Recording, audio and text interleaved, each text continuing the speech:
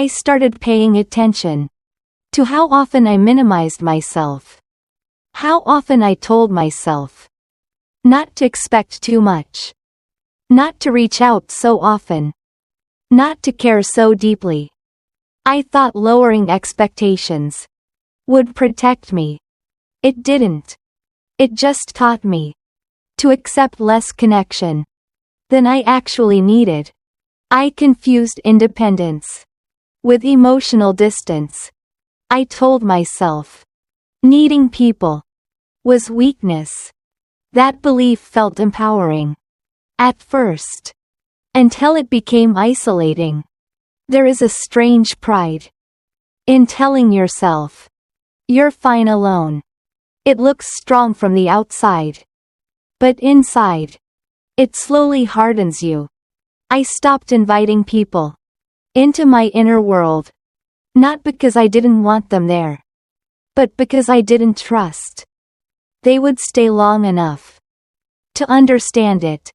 I became selective with silence. I answered messages politely, rarely deeply. I mastered the art of sounding okay. That skill is dangerous, because once you're good at it, people stop asking how you really are. I watched friendships turn into occasional check-ins. How have you been? I'm good. That was always the answer. It was easier than explaining what fine meant. Fine meant learning to self-contain. Fine meant celebrating quietly, crying quietly, healing quietly. I noticed something else over time. The world doesn't announce when relationships fade. There's no acknowledgement, no shared understanding that something valuable was lost. Life simply continues, as if nothing changed. But something did. Something invisible. Something personal. There is a grief that doesn't ask for attention. It doesn't interrupt your day. It waits until the night, when distractions are gone, when the quiet finally speaks. I used to replay conversations in my head, wondering if one message could have changed the outcome.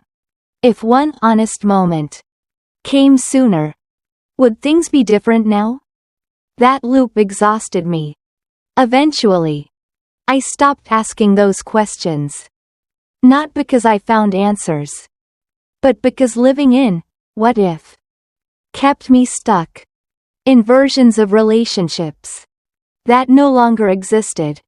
Letting go didn't come with relief. It came with calm. A dull, steady calm. The kind that settles when you stop resisting reality. Some days, that calm feels peaceful. Other days, it feels empty. Both can exist at the same time. I realized I wasn't missing everyone. I was missing being understood. Without explanation. That kind of connection is rare. And when you lose it, you feel the absence everywhere else. In conversations that stay on the surface. In laughter that doesn't linger. In moments that feel shared, but not truly connected. It made me more patient. Slower. More observant. I started noticing how fragile connection actually is. How easily it drifts without intention. And how rarely people talk about that. We talk about breakups, about losing love, but we rarely talk about losing friendships, as if they're meant to be disposable, as if they're supposed to fade quietly, without leaving marks. But they do leave marks. They shape who you trust, how close you let people get, how quickly you pull back. I don't think anyone intended to hurt anyone. We were all just adapting to pressure, to expectation, to survival. Still, Adaptation can cost you connection. And no one warns you about that. The hardest part was accepting that effort alone can't revive something the other person has quietly outgrown. That truth felt unfair. But it was honest. I stopped forcing contact. Not as punishment. Not as pride. But as respect. For what was no longer mutual. That choice was painful. But also clarifying. It taught me that presence is a decision. One that needs to be made. Over and over again. Now, when I meet new people, I move differently. I don't rush closeness. I don't chase intensity. I look for consistency. For follow-up. For intention. I pay attention to who makes space. Not loudly. Just reliably. Those people feel safer. Not because they're perfect. But because they choose to stay. In small, ordinary ways. Sometimes I still think about people who drifted away. Not with resentment. Not with longing.